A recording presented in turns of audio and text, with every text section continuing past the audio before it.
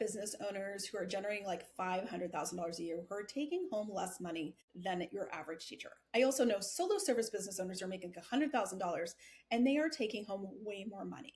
And that's because revenue and take home pay are two completely different things. Some businesses are really good at generating revenue, but they're terrible at paying the owner. And if your business is not paying you well, I don't really care what your revenue number is. I'm Maggie Patterson, and I help solo service business owners build profitable businesses that actually work in real life, that are steady, strategic, and free from the pressure to keep scaling. And one of the first things I do is help clients rethink how they measure success, because it is so easy to become obsessed with revenue. It's everywhere: 6 figures, 500,000, 7 figures, revenue screenshots, milestones, celebrations. But we forget to ask a much more important question. Is your business actually paying you the way you need it to? Because at the end of the day, your business exists not to produce this impressive revenue number. It exists to support your life. If you've ever looked at your revenue and thought, I should be making way more money than this, you're probably right.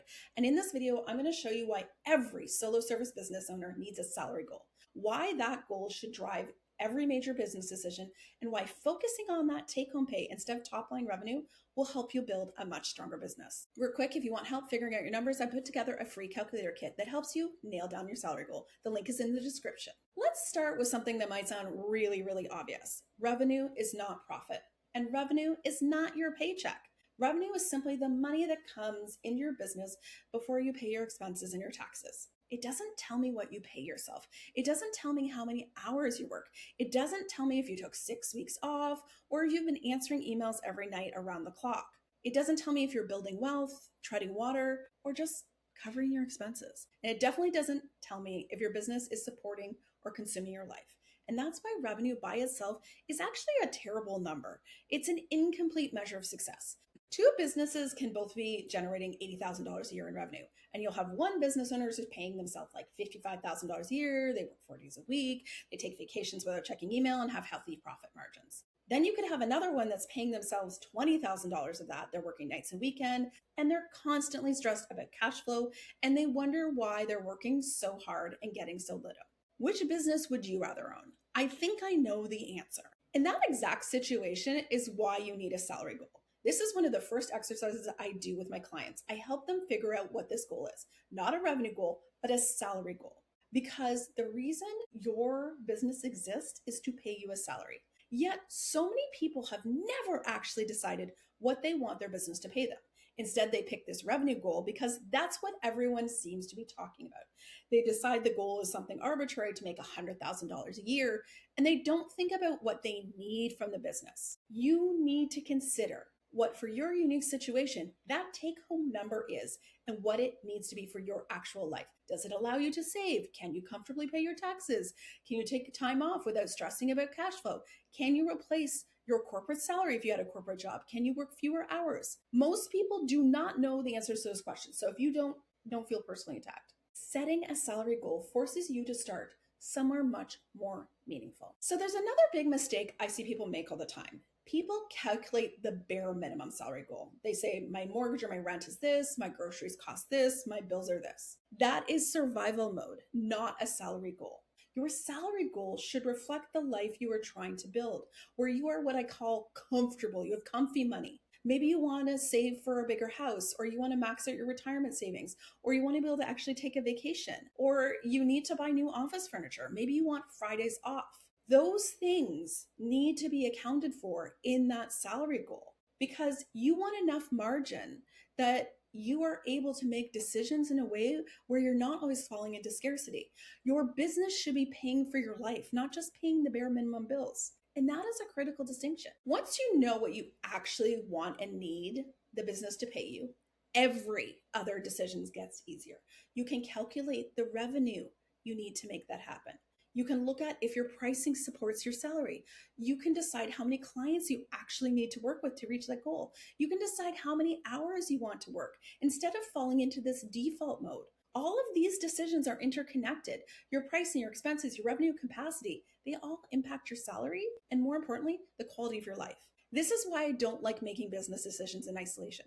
For example, you cannot decide a price by picking it out of the air. You have to know what you want to earn. You can't decide how many clients you need until you understand your capacity. You need to be able to do the math. One thing I would love to see more business owners let go of is this habit of putting themselves last on the list. You pay your software subscriptions, you pay your contractors, you pay your accountant, you pay your taxes, you buy another tool, you buy another course, another AI subscription, the list goes on and on. But then when you look at your bank account and you look at your numbers, you think, oh, I guess this is what I made this month. You pay yourself the leftovers. Imagine if you had an employer who did that.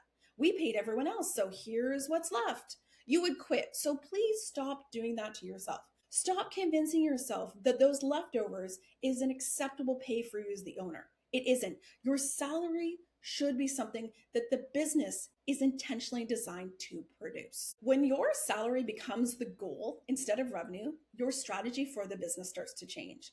You stop chasing more clients because you think more is better. You start looking at profitability. You ask whether raising your prices would have a bigger impact than finding 10 new clients. You simplify your offers instead of creating more. You stop saying yes to work that's impressive on paper but terrible in terms of your profit margin. And most of all, you make decisions that improve your take-home pay instead of just increasing revenue. Because sometimes growing your revenue is exactly the right move. And sometimes it's the worst move you could make. Because there's lots of situations where you could earn the same revenue and take home significantly more. The goal is not that revenue goal. It should be getting yourself paid the way you need to get paid. I would love to know in the comments, do you have a salary goal for this year? Not a revenue goal, a salary goal. Because if you don't, I want to know in the comments again, what has stopped you from setting one? So like I mentioned earlier in the video, one of the first things I do with clients is figuring out this salary goal because it changes everything. It would be so easy to start with lead generation or offers, but we need to look at the numbers and ask the question, what do you want the business to actually pay you this year? Because once you have that number, you can reverse engineer almost everything else. Every decision, revenue, pricing, capacity, offers, makes it so much easier.